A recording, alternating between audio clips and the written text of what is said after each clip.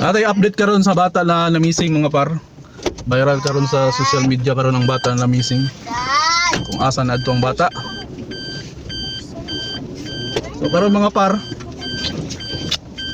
matod pa sa mga pulis dito sa Ampayon, Butuan City. Gusto daw kayo istoryahon ang ginikanan kay maglikay-likay. So posible jud na ang inahan mo ay may suspect ani mga par sa pagkawala sa bata. Kay maglikay-likay sa istoryahon, kay investigaron siya. Sulod dito sa kwarto mga par, maglisod ang kapulisan. Dili makig-cooperate ang ginikanan. Ang inahan sa bata matod pa sa mga mga otoridad sa sa Ampayon. Pero kung sa daw mga par, sa mga vlogger o sa mga social media, ay sa mga vlogger o sa mga media daw mga par, makig-istorya daw ang ginikanan, pero sa kapulisan ay bulong sila, dili daw makig-cooperate sa ila ha. So dito murag nagduda ang kapulisan sa Ampayon mga par. Tapos ang palupok nila dito mga par sa mga silingan nila dito sa ginikanan sa bata. Daw hingkanto daw ni kuha sa bata mga par. Giingkanto daw ang bata, walang nawala. Ito ka mo na mga par, ang bata giingkanto, naingkanto diri sa atong kalibutan.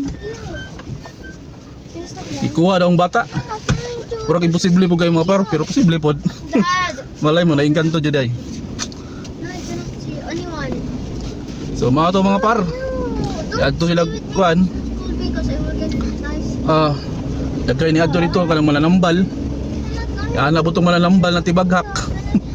Inkanto gyud daw ang bata. Idala daw sa inkanto. Wala nawala. Pero unsa mga par na karon nakita naman ang bata mga par. Na may nakita, nabahuan man sa tagiya sa yuta. Dito na gidala sa kalasangan. Tapos dito mao to gitugan sa barangay, giadtuan sa lalaki na kaning lakihan eh. Giadto sa lalaki. Wala na ang bata. Ang naong gikalabira na og ang iyang ulo. Posible ka ng gikalibira na ang naong na 7 to 6 days pa daw nawala ang bata mga par, pero ang tiil og ang kamot wala pa man naunsa. Ang naong na daw.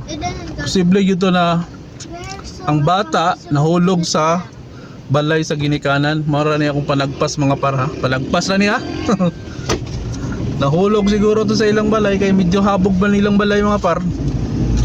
Nahulog tapos naunang ulo. Ya siguro nakuyapan. Ya wala na yung kinabuhi. Pagkadto sa ginikanan kay nunilhig daw ang ginikanan ang inahan sa bata. Ya pagkadto niya pagtanaw siguro niya na wala na ikuan kinabuhi. Yang gitiwasan siguro kay palahubog man eh. Pero posible po kayo tiwasan niya kay anak man niya. Pero panagpas na ako ni siguro pagkahulog ato namatay ang bata. Moto yang gidala sa kalasangan, yang gikarga.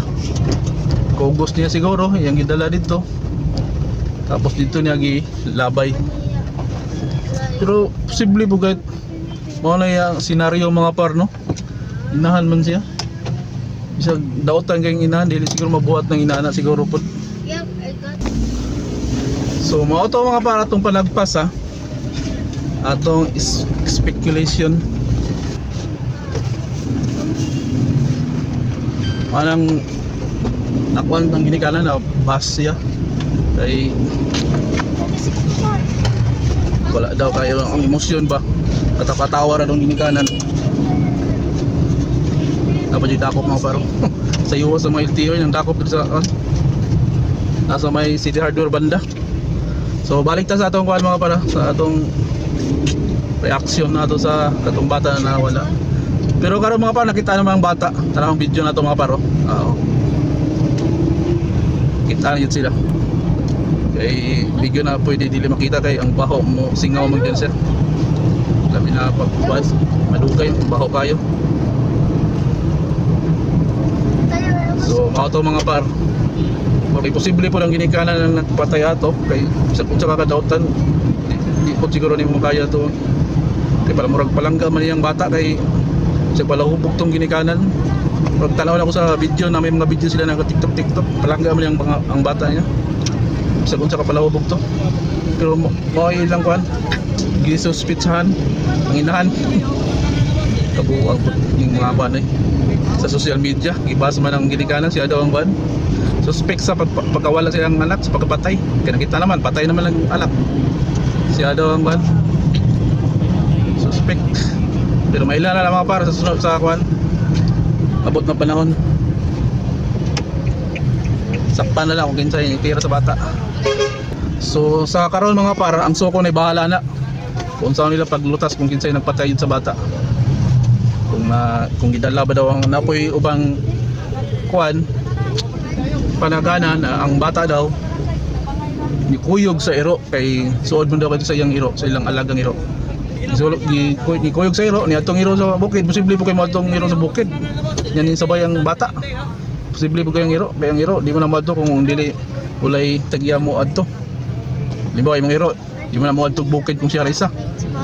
Musunod yun na siya sa kuan sa tao. Sa nag-alaga sa iya ha. Halimbawa ikaw, mo adto kag bukid, mo adto yung iro, na di posibilidad na mo atong iro. Pero ang iro mismo mo adto dito niya, nikuyog ang bata, posible na kay na mga par.